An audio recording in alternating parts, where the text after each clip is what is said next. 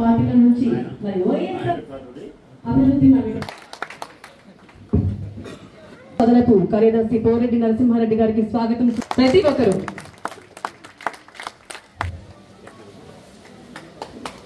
వాళ్ళు మరి వైఎస్ఆర్సీపీలో చేరుతున్న ఇవాళ రఘురామరెడ్డి గారు, అలాగే నేను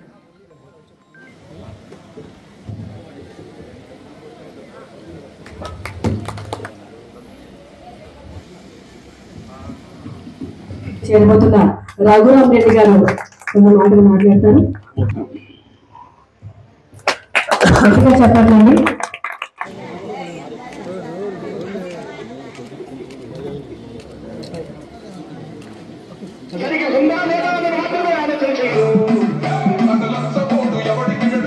పొద్దుటూరు మున్సిపల్ పరిధిలో 7వ వార్డులో పల్లె రఘురామరెడ్డి గారి ఆధ్వర్యంలో, అదే మాదిరి పద్మావతి, ఈమె సోములవారిపల్లె గ్రామ పంచాయతీ నివాసురాలు, పెన్నానగర్లో ఉంటుంది. వీళ్ళ ఇద్దరి ఆధ్వర్యంలో ఇక్కడ సుమారు ఒక 100 కుటుంబాలు, టీడీపీ బీజేపీ, వీళ్ళిద్దరు కూడా ఒకరు బీజేపీ ఒకరు తెలుగుదేశంలో ఇదివరకు పనిచేస్తా ఉన్నారు.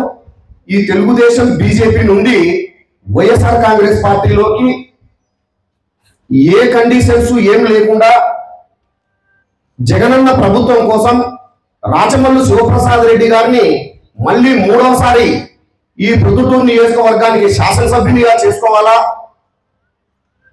ఈయన 2 సార్లు మాత్రం ఎమ్మెల్యే అయినాడు ఇప్పటి వరకు. ఒకసారి ప్రతిపక్షంలో ఉన్నాం, ఒక్కసారి అధికారంలో ఉన్నాం. ఈ ఒక్కసారి అధికారంలో ఉండే 2 సంవత్సరాలు కరోనాతో ఈ రాష్ట్రంలో మనం ఏం అభివృద్ధి చేయలేకపోయినాం. కేవలం ఒక 2.5 సంవత్సరం 3 సంవత్సరాల్లో మాత్రమే ఈ ప్రొద్దుటూరు నియోజకవర్గానికి ఎంత మేలు జరిగిందో, ఎన్ని అభివృద్ధి కార్యక్రమాలు ఉన్నాయో ఈ ప్రొద్దుటూరు నియోజకవర్గ ప్రజలందరికీ కూడా కళ్ళకు కనిపించేటట్టు ఈ 2.5-3 సంవత్సరాల కాలంలోనే ఈ ప్రొద్దుటూరు నియోజకవర్గాన్ని ఇంత అభివృద్ధి చేస్తున్నాడు అంటే తిరిగి ఆయనకు మరొకసారి ఇంకా ఒక 2-3 సార్లు తిరిగి రాచమల్లు శివప్రసాద్ రెడ్డి గారిని మళ్ళీ కూడా ఎమ్మెల్యే చేసుకొని తిరిగి జగనన్న ప్రభుత్వం తెచ్చుకుంటే ఈ జగనన్న ప్రభుత్వంలో పేద బడుగు బలహీన వర్గాల వాళ్ళందరికీ కూడా మంచి సంక్షేమం అందింది. రాచమల్లు నాయకత్వంలో ప్రొద్దుటూరు అభివృద్ధి జరిగింది అని చెప్పి వీళ్ళ ఇద్దరి ఆధ్వర్యంలో ఒక 100 కుటుంబాలు ఈ రోజు వైఎస్ఆర్ కాంగ్రెస్ పార్టీలో చేరుతున్నందుకు చాలా సంతోషంగా ఉంది. ఇట్లనే ప్రొద్దుటూరు నియోజకవర్గంలో చాలా చోట్ల తెలుగుదేశం బీజేపీ నుంచి వైఎస్ఆర్ కాంగ్రెస్ పార్టీలో చేరుతా ఉండేది మీ అందరికీ తెలుసు. కానీ తెలుగుదేశం పార్టీ వాళ్ళైతే వాళ్ళ పార్టీ అంటే వర్గాలు, వాళ్ళ 2-3 వర్గాలు ఉంటాయి. ఆల్రెడీ తెలుగుదేశం పార్టీలోనే పనిచేస్తూ ఉంటారు. వాళ్ళే కండువాలు వేసుకుంటారు. నిన్ననో ఎప్పుడో చూసినాం ఆ వివేకానంద కాలనీలో మాజీ మండలాధ్యక్షులు పెద్ద ఆయన రాఘవరెడ్డి గారు, కొత్తపల్లి సర్పంచ్ శివచంద్రారెడ్డి గారు వాళ్ళు ఆల్రెడీ తెలుగుదేశం పార్టీలో ఉన్నారు. వాళ్ళకే పోయి నిన్న కండువా వేసినారు. ఒక పార్టీలు మారడం, ఇంకొక పార్టీ నుంచి ఇంకొక పార్టీకి చేర్చుకోవడం అంటే ఈ మాదిరి ఉండాలి. అంతే తప్ప వాళ్ళ వర్గాలు 2-3 వర్గాలలో ఉండేటోళ్ళు ఆ వర్గం నుంచి ఈ వర్గం, ఈ వర్గం నుంచి ఆ వర్గం 4-5 సార్లు ఒకటే వ్యక్తికి తెలుగుదేశం పార్టీ కండువాలు మార్చి చెప్తా ఉంటారు. అది వాళ్ళ నైజం. మన నైజం మనం చేసేది స్వచ్ఛందంగా వేరే పార్టీ నుంచి మన పార్టీలోకి వైఎస్ఆర్ కాంగ్రెస్ పార్టీలోకి వేవంతా కూడా రాష్ట్రం అంతా కూడా జగనన్న ముఖ్యమంత్రి సిద్ధం సభలు సక్సెస్ అవుతా ఉన్నాయి. ఒక సైడు ఇక్కడ ప్రొద్దుటూరులో కూడా పూర్తి టెండు మాడిపోయి ఎక్కడో వాళ్ళ ఊహలు వాళ్ళ అంచనాలు కూడా దొరకకుండా రేపు నెల జరగబోయే మే 13వ తేదీ వచ్చే ఎన్నికల్లో వైఎస్ఆర్ కాంగ్రెస్ పార్టీ ఘన విజయం సాధిస్తుందని ఈ పార్టీలోకి ఇంత అభిమానంగా చేరినటువంటి రఘురామరెడ్డి అన్న గారికి, పద్మావతి గారికి వైఎస్ఆర్ కాంగ్రెస్ పార్టీ సాధారణంగా ఆహ్వానిస్తా ఉంది.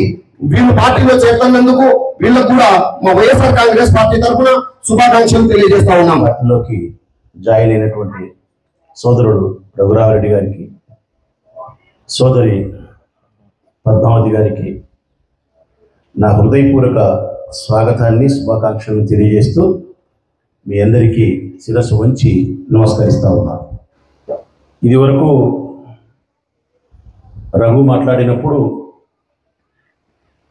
100% నన్ను ఇంప్రెస్ చేసినాడు. నేను వినగలిగిన స్థాయిలో మాట్లాడినాడు, ఆలోచించగలిగిన స్థాయిలో మాట్లాడినాడు, హృదయాన్ని స్పందింపజేసి మెదడుతో ఆలోచించే స్థితిలో మీ అందరితో రఘు మాట్లాడాడని నేను నమ్ముతా ఉన్నా. మనస్ఫూర్తిగా రఘుకు అభినందనలు చెప్తా ఉన్నా.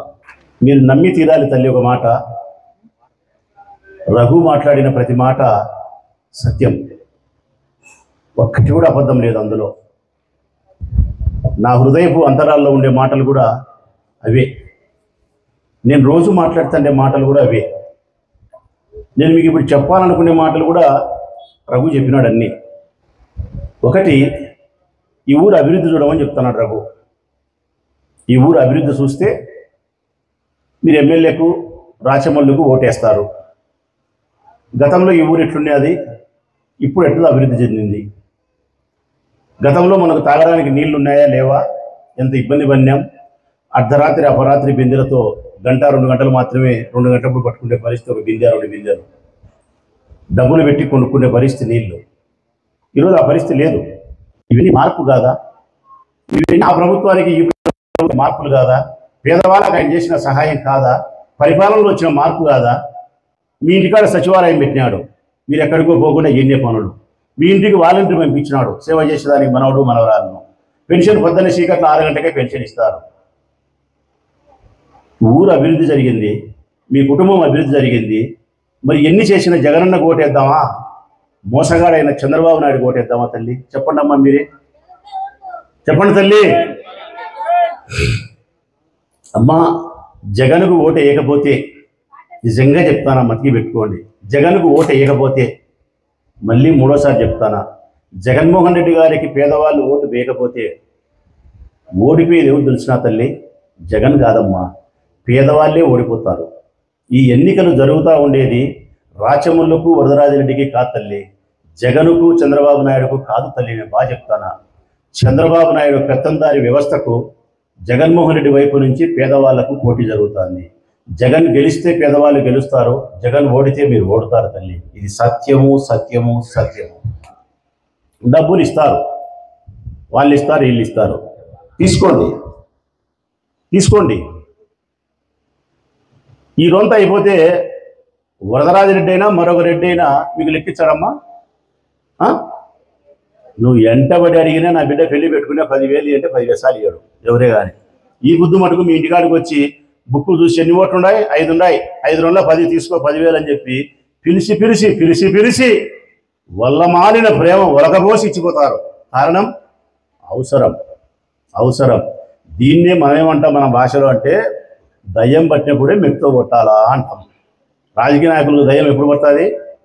ఎలక్షన్లప్పుడు మాత్రమే దయ్యం పడుతుంది. ఇప్పుడు దయ్యం పట్టింది, మెట్టుతో కొట్టు, షాటతో కొట్టు, పరకతో కొట్టు, యాపమండలతో కొట్టు, ఏ వీటితో కొట్టే కొట్టించుకుంటాం. ఈ రోజంత అయిపోతే మీ జుట్టు పట్టుకొని ఆడిస్తాం మళ్ళీ 5 ఏళ్ళు. కరెక్టే కదా? అందుకు తీసుకో లెక్క, ఇబ్బంది లేదు. కానీ ఓటు మాత్రం మీకు మంచి చేసిన ప్రభుత్వానికి, మంచి చేసిన పార్టీకి వేయాలి. మీకు ఎవరైతే మంచి చేసినారో, జగన్ చేసింటే జగన్కి వేద్దాం, చంద్రబాబు నాయుడు చేసింటే చంద్రబాబు నాయుడుకి వేద్దాం. రాచమల్లు మంచోడైతే, రాచమల్లు పేదవాళ్ళకు పలికింటే, దానమో ధర్మమో మానవత్వంతో చేసి ఉంటే, ఊరిని అభివృద్ధి చేసింటే, ప్రశాంతంగా ఉంచగలిగినంటే, మీకు అందుబాటులో నేను ఉండిన మాట నిజమైతే నాకు ఓటువి. లేదు నేను చెడ్డోన్ని, వాళ్ళు చెప్పినట్టు రాక్షసుని, నరకాసురుణ్ణి, నేను ఊరు సర్వనాశనం చేసిన, వాడిని కొట్టినా, వీడిని కొట్టినా, వీని లెక్క దోసుకున్నా, వాని లెక్క దోసుకున్నా, ఊర్లోనే లేను, మీకు పలకలే, పెళ్లి కూడా బిచ్చం వేయలే, ఊర్లో ఒక రోడ్డు వేయలే, కాలువ వేయలే, అభివృద్ధి చేయలే, దొంగనా కొడుకును వేయాలి తల్లి. కానీ మంచోడిని అయితే మీరు ఓటు వేయాలన్నా వేయకూడదమ్మా, వేయాల. నేను మంచోడిని అభివృద్ధి చేసి, మీకు పలికి సహాయం చేసి, అన్నీ నా పక్క న్యాయం ఉండి, నాకు ఓటు వేయకుండా నన్ను ఓడిస్తే బాధపడాల్సింది నేనా, ధర్మమా? ధర్మం బాధపడతా తల్లి, నేనుగా తల్లి బాధపడాల్సింది. మీరు బాధపడాలా. నిజంగా నా వైపున ధర్మం ఉంది, నిజంగా నా వైపున న్యాయం ఉంది, నిజంగా నేను చిత్తశుద్ధితో, అంటే కమిట్మెంట్ 100కి 101% నా రాజకీయ జీవితం ఉన్నన్నాళ్ళు పేద ప్రజల కోసం బ్రతకాలా, ఈ ఊరి ప్రజల కోసమే బతకాలా, ఈ ఊరిని అభివృద్ధి చేయాలా, ఊరిని ప్రశాంతంగా ఉంచాలా, పేదవాళ్లకు నా దగ్గరకు వచ్చిన ప్రతి సందర్భంలోనూ కన్నీళ్లు తుడిచే ప్రయత్నంతో నేను డబ్బులు సహాయపడాలా అని పలికిన మాట వాస్తవం అయితే నన్ను నా పార్టీని గెలిపించండి. జగనన్న సంక్షేమ పథకాల పేరుతో మీకు న్యాయం చేసి ఉంటే గెలిపించండి. ఒక్కసారి మీరే ఆలోచించండి. మనస్ఫూర్తిగా మంచికే పట్టం కట్టండి. ధర్మాన్ని న్యాయాన్ని గెలిపించండి. మంచి పార్టీ అయిన జగనన్నను గెలిపించుకోండి. మళ్ళీ సంక్షేమ పథకాలు ఇట్నే అందుకోండి. ఈ ఊర్లో సంపూర్ణం కావాల్సిన అభివృద్ధి కార్యక్రమాలు సంపూర్ణం కావాలి అంటే మళ్ళీ జగనన్న గెలవాలా, రాచమల్లు అసెంబ్లీలో ఉండాలా. రాచమల్లిలో అసెంబ్లీలో ఉన్నప్పుడు జగనన్న వెంట నడిచినప్పుడే ఈ ఊర్లో సంపూర్ణమైనటువంటి అభివృద్ధి జరుగుతుంది. మరిన్ని సరికొత్త అభివృద్ధి కార్యక్రమాలు కూడా ప్రజల్లోకి తీసుకురాగలుగుతా. పేదవారికి సంక్షేమ పథకాలను 3 పువ్వులు 6 కాయలుగా అందించగలుగుతా.